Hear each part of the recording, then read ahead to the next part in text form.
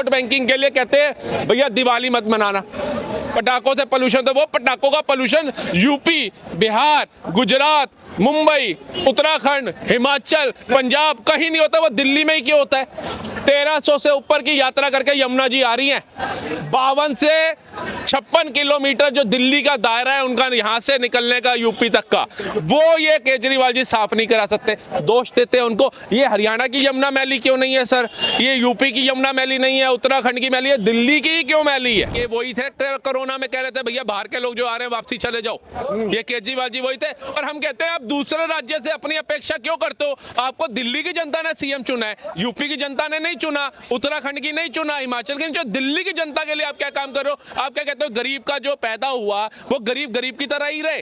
अगर मोदी जी ने एक योजना ला दी आयुष्मान योजना, आप उसको लागू करो, उसका भी हक है मैक्स में इलाज कराने का, फोर्टिज में इलाज कराने का। आप क्यों कहते हो वो सुबह 4 बजे पर्ची की लाइन में लगे, पर्ची बनाए, 8-9 बजे तक लाइन के आगे बढ़े और 10 बजे जब ओपीडी चालू हो तो वो अपने बच्चे का इलाज कराए। जो अखिलेश यादव, लालू यादव ने जो राजनीति करी, दलित, पिछड़ा, आदिवासी, पीडीए जो लेकर के आए कि इनको अनएजुकेटेड रहने दो, इनको गरीब रहने दो, इनको जात पात में रहने दो, तब तक तो हमारे बाप दादा भी सरकार बना गए थे, हम भी बना जाएंगे।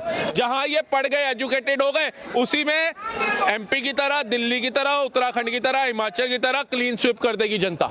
आप बताओ, नेता भी आते हैं तो वो कुछ वोट बैंकिंग के लिए कहते हैं भैया दिवाली मत मनाना, पटाखों से पोल्यूशन, तो वो पटाखों का पोल्यूशन यूपी, बिहार, गुजरात, मुंबई, उत्तराखंड, हिमाचल, पंजाब कहीं नहीं होता, वो दिल्ली में ही क्यों होता है।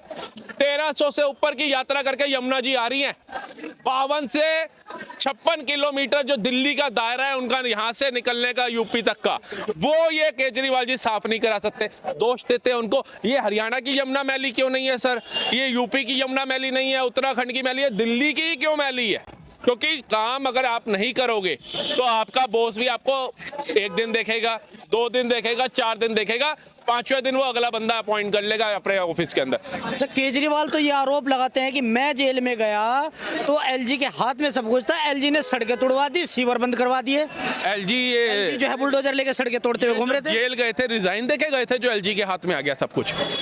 आप बताइए, जब इन्होंने रिजाइन नहीं दिया तो एलजी के हाथ में कैसे आ गई मुख्यमंत्री की बागडोर। और आप जेल से छूटते ही आपने तो आतिशी जी को बना दिया, तब भी एलजी के पास क्या, एलजी के पास तो वही चीजें थी। 7000 करोड़ से ऊपर का अब तक आप यमुना सफाई के लिए ले चुकी हो, वो पैसा कहाँ है बताओ। अभी छठी मैया का त्योहार आ रहा है, हमारी बहनें हर साल की तरह इस साल भी उस गंदे पानी में ही डुबकी लगाएंगी। उनकी जिम्मेवारी कौन है, वो बीमार होंगी तो इन्होंने पहले उनकी बीमारी का इलाज करने के लिए यमुना की सफाई नहीं करी कि छठी मैया का त्योहार है। इन्होंने मोहल्ला क्लिनिक को ना पेंट करा दिया, खोल दिया कि वो बीमार हो फिर मेरे मोहल्ला क्लिनिक जाए, वहां से ऑनलाइन पर्ची निकाले और मैं लोगों को डाटा बताऊं कि मेरे मोहल्ला क्लिनिक में इतने लोगों ने इलाज कराया। अच्छा, केजरीवाल कह रहे हैं कि मोदी सरकार ने आयुष्मान योजना चलाई है, लेकिन उसके बाद में उत्तर प्रदेश, बिहार और हरियाणा जहां भी भाजपा की सरकार है, वहां के सभी मरीज जो है दिल्ली में आ रहे हैं, दिल्ली में इलाज करवा रहे हैं। आओ, स्वागत है सबका। भैया हमने तो नहीं देखा, अब तादाद देख लो, ये वही थे कोरोना में कह रहे थे भैया बाहर के लोग जो आ रहे हैं वापसी चले जाओ, ये केजरीवाल जी वही थे। और हम कहते हैं आप दूसरे राज्य से अपनी अपेक्षा क्यों करते हो, आपको दिल्ली की जनता ने सीएम चुना है, यूपी की जनता ने नहीं चुना, उत्तराखंड की नहीं चुना, हिमाचल की, जो दिल्ली की जनता के लिए आप क्या काम कर रहे हो। आप क्या कहते हो गरीब का जो पैदा हुआ वो गरीब गरीब की तरह ही रहे। अगर मोदी जी ने एक योजना ला दी आयुष्मान योजना, आप उसको लागू करो, उसका भी हक है मैक्स में इलाज कराने का, फोर्टिज में इलाज कराने का। आप क्यों कहते हो वो सुबह 4 बजे पर्ची की लाइन में लगे, पर्ची बनाए, 8-9 बजे तक लाइन के आगे बढ़े और 10 बजे जब ओपीडी चालू हो तो वो अपने बच्चे का इलाज कराए। वो क्यों ना फोर्टिज में जाए भैया, जब उसको सरकार दे रही है। आप ये चाहते हो कि अगर मैंने आयुष्मान योजना ला दी तो जो गरीबों का वोट है वो तो मोदी सरकार को चला जाएगा। वो कहेंगे भैया मोदी ने मेरे बच्चे का जीवन बचा दिया, मेरा बच्चा बुखार से तड़प रहा था, सरकारी में जाता है इतनी लंबी लाइन थी, प्राइवेट में 2 मिनट में काम हो गया। तो ये चाहता ही नहीं। जो अखिलेश यादव, लालू यादव ने जो राजनीति करी, दलित, पिछड़ा, आदिवासी, पीडीए जो लेकर के आए कि इनको अनएजुकेटेड रहने दो, इनको गरीब रहने दो, इनको जात पात में रहने दो, तब तक तो हमारे बाप दादा भी सरकार बना गए थे, हम भी बना जाएंगे। जहां ये पढ़ गए, एजुकेटेड हो गए, उसी में एमपी की तरह, दिल्ली की तरह, उत्तराखंड की तरह, हिमाचल की तरह क्लीन स्वीप कर देगी जनता। हमारे को दरकिनार कर देगी जनता, हमारे बाप दादों का वजूद खत्म हो जाएगा। जैसे कांग्रेस ने एक मुश्त होकर के राज किया, दुनिया की जितनी पार्टियां वो उनके घर जाती थी हाथ जोड़ती हुई कि हमें अपने साथ ले लो, हमारे ऊपर अपना हाथ रख लो। आज राहुल गांधी के ऊपर हाथ रखने वाला कोई नहीं है।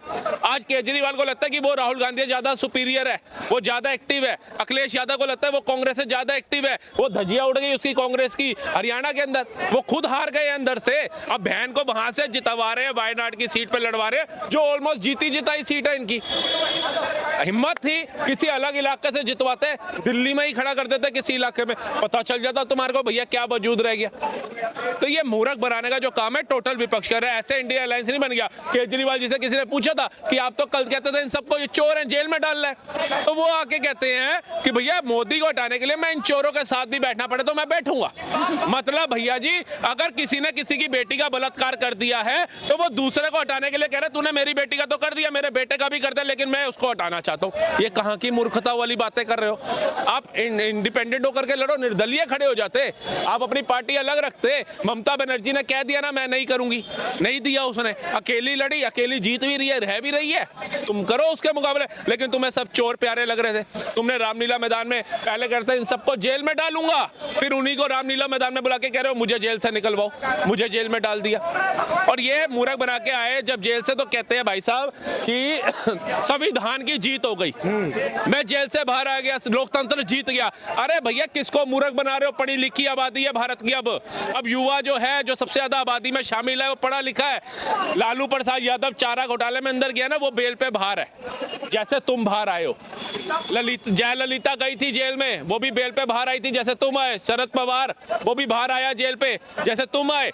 राहुल गांधी, सोनिया गांधी बेल पे बाहर है जैसे तुम बाहर आए हो। तुम कुछ अनोखी चीज करके नहीं आए हो, तुम भी उसी संविधान के तहत बाहर आए हो। संजय सिंह जी भी उसी संविधान के तहत बाहर आए हैं। तुम्हें बाइज्जत रिहा नहीं किया, गुनाहों से माफ नहीं किया। जज साहब ने तुम्हें यह बोला कि संविधान के अकॉर्डिंग तुम्हारे पास जांच जब तक चल रही है, जब तक साबित नहीं होती तुम बेल दे रहे हैं। आसाराम बापू भी बाहर है मेडिकल उसको लेकर के संविधान के तहत, और राम रहीम वो भी बाहर है बेल पे पैरोल के ऊपर संविधान के तहत। किसी को छोड़ने का राइट नहीं है जज साहब के अलावा। हमारा देश संविधान से चलता है, बहुत बड़ा लोकतांत्रिक देश है। लेकिन मोदी ने जेल में डाल दिया, मोदी ने जेल से निकाल दिया, ये कहने से अब तुम्हारी दाल नहीं गलेगी। लोकसभा चुनाव के अंदर ये जनता ने साबित कर दिया। धन्यवाद।